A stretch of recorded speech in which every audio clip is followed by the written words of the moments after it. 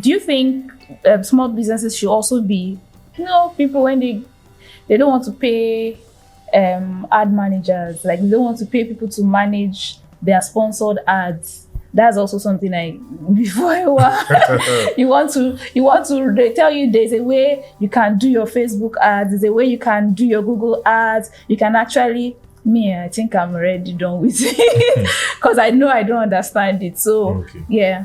So that's another interesting part. So if you've gotten to the place where you want to do paid adverts, I will tell you the truth. There is a reason why those platforms are created as businesses, as business platforms.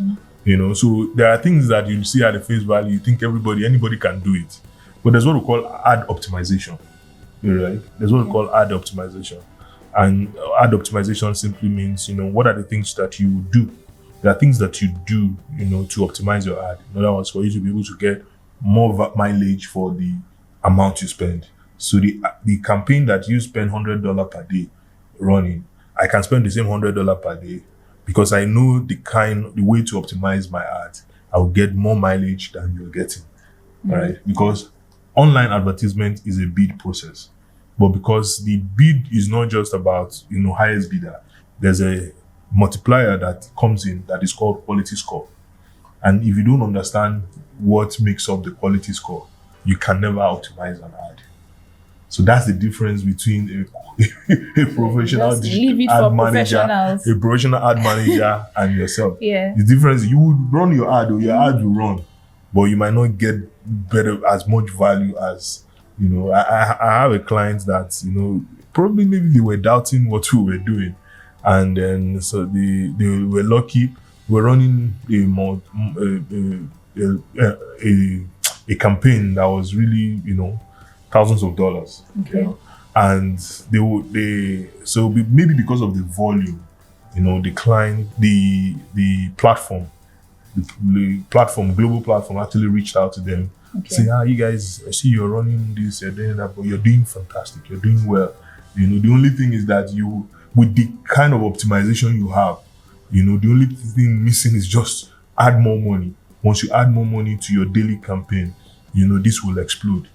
So my client then called. Meanwhile, they didn't call me into the meeting. You see? So when they now called, they said the platform said we're doing well. They're doing well. They were now pushing to add budget. Mind you, if I had told them that, look, we've optimized this ad, but you can get more mileage if you add budget, they will say you want to chop their money. So I was very happy that. It's good that, yes. So that's it, But these things can be learned. Okay. So if you really think you can afford getting somebody, because if you're going to get an ad man to do it, then you're going to pay commissions, right? You're going to pay commissions. So, but it can be learned. Don't let anybody bobo you.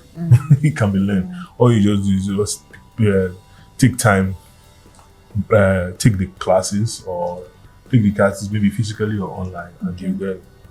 Okay.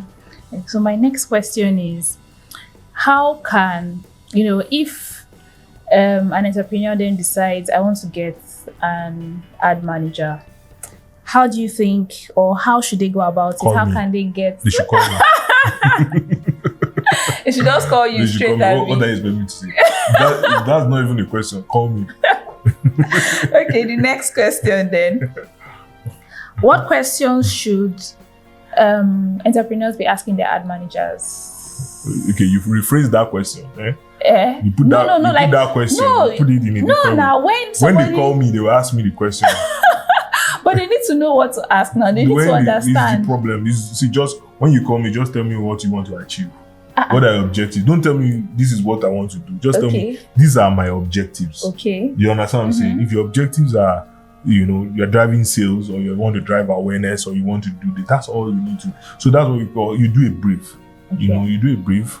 Just tell me this is what, but ultimately, don't just. The mistake people make is that you meet your maybe consultant, right, and then you start shoving down their throat that, look, I want you to do this for me. I want you to do this. No. My simple advice to people is, especially if it's not something, a field where you are professional in, just explain your problem and hear them out. It's wisdom. Explain what the challenges you're having. If you're having challenges with sales, tell them this is what I'm having as a challenge, right? What do you think? How do you think we can go about it? Then hear them out. If it tallies with what you think is the solution to the problem, or what you thought was the solution to the problem, then you are. But if it's different and you feel strong about your own solution, then you bring it. Then you spring up a debate, and then then you stimulate an intellectual discourse. But ultimately, it's for your own good. All right. I had a client that came to me one time, and she had an e-commerce site, and she had been selling, she had these items she wears. Okay. She would order in bulk when when you have all these big brands are having sales. Yeah. Then she will come and then begin to sell retail. And so she was living out of the country. She relocated and she got a job here, but she was selling from the trunk of her car. But she had built a very fantastic e-commerce website, and she had done photo shoots. Her social media was perfect. I mean, on the face value, the brand value was excellent. So she calls me and says she wants us to manage this social media for her because she's not getting results. So she wanted us to. I looked at it, I analyzed. I said, this thing is not doing badly. So what could be the problem? Then and what she wants is she wants to be able to sell from the website. So 2 years down the line, she had built a website. She had not made any sale from it.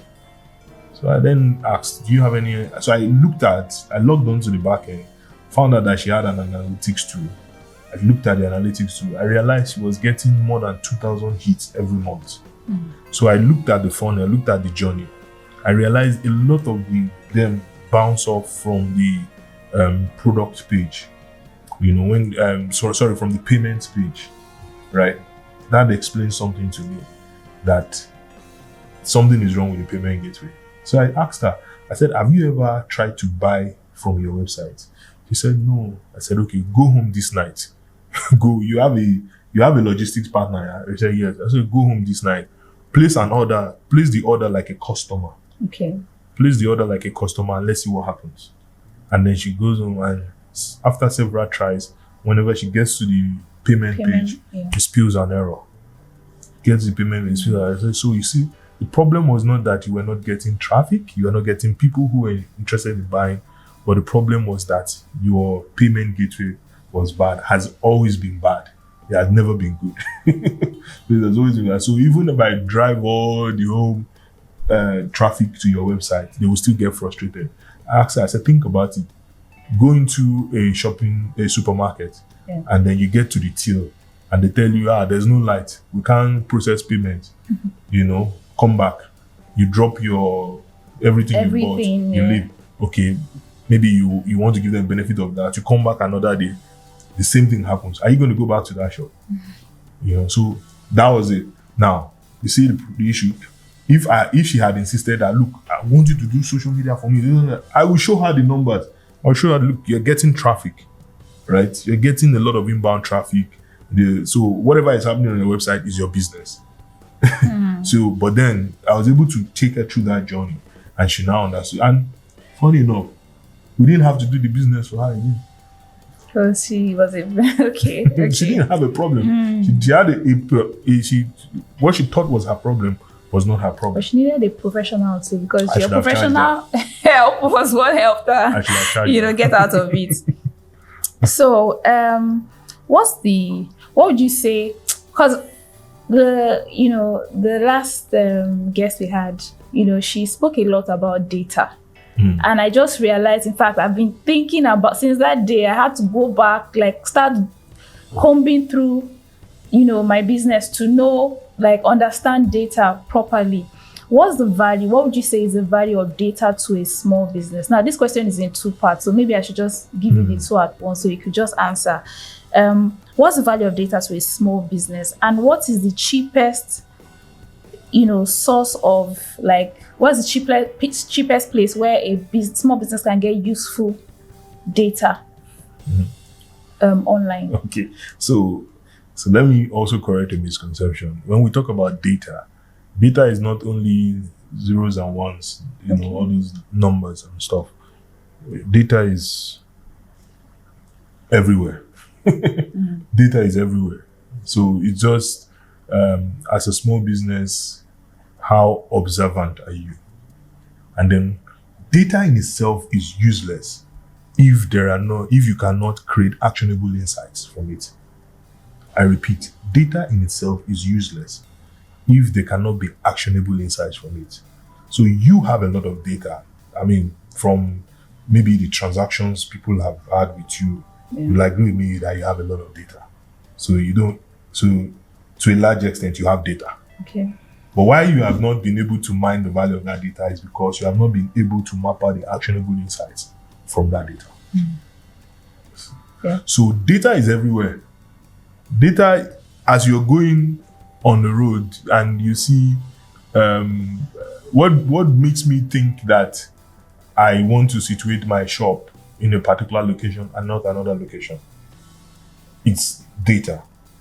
It's because, for instance, maybe I perceive, oh, there's more eyeballs here, there's more footfalls here than this place. That I have observed. That's data. That's data. So there are different layers of data collection, right? There are different layers of data collection. There are some layer that has to do with your observation. There's a layer that has to do with, the numbers you get.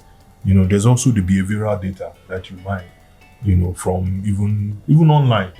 You can mine behavioral data, how people make their buying decisions, what words that people use when they are searching for certain products.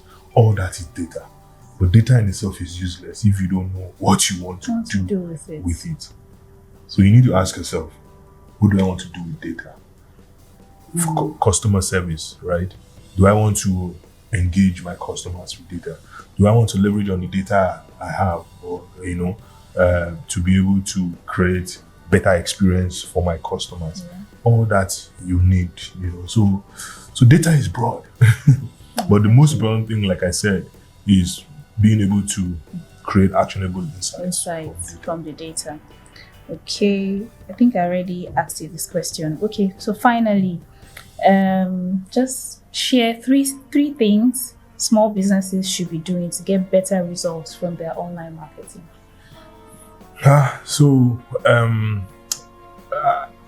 Even though I'm a digital enthusiast, right? But there's one thing that I will talk about. But let me talk about the first one. The first one is prioritize your brand.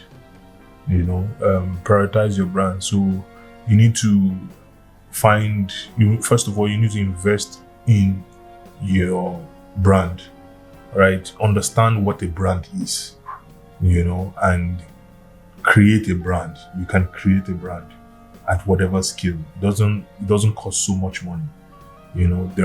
What makes a brand? There are two sides. There is a functional, and then there is the non-functional, the emotive part of it. And the emotive part of it has to do with, the things, how people, when they encounter you, how do they feel? It's feeling. So you can have a beautiful design, but people have a terrible experience when they get it. And a lot of it happens online too, and that's why you have people call out brands online and all that. So prioritize your brand. Number two thing is, it's not so much about it's not necessarily just about online. I think I had that discussion with you earlier on. Relationships. So generally, this would be my bucket list of advice for entrepreneurs generally, right? Prioritize your brand and then relationships.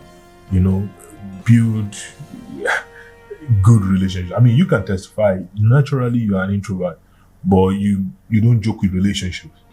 So it has nothing to do with your personality traits. It is about understanding that this is a major mix that is needed. If I'm supposed to move from point A of my business to point B, opportunities come through the instrumentality of learning, right? And so that's it. So if you understand that, you understand, how to network, how to manage your network, how to nurture relationships, that's some of the most fantastic things you can get as an entrepreneur. And then above all, The third thing is, structure. The thing is structure. So maybe it's an online business, whether it's offline, create a right structure. You might not have people, or you might not have the resources to fill all the elements of the structure, but trust me, you can be creative to make sure that the structure starts working at an early stage. It's creativity. It's not so much about the money. I see people start business and they spend so much money employing. That's even not a good way to start. You want to test the waters. You want to prove, be sure that these things work, and all that. So you grow organically. Okay, thank you very much. Thank My you. pleasure. Thank you for coming. Okay, I'll still get back to you on the. Do you know you already told me you have business for me, so I'll be on your case. And you did as if you didn't hear. I heard that. So it's money now. It's money. I definitely heard that. All right, nice one. So that's it on this episode of the show. I hope you picked a thing or two, because I have picked a lot. Before you leave, please like, share, comment, and click the subscribe button below. I'll see you soon. Bye.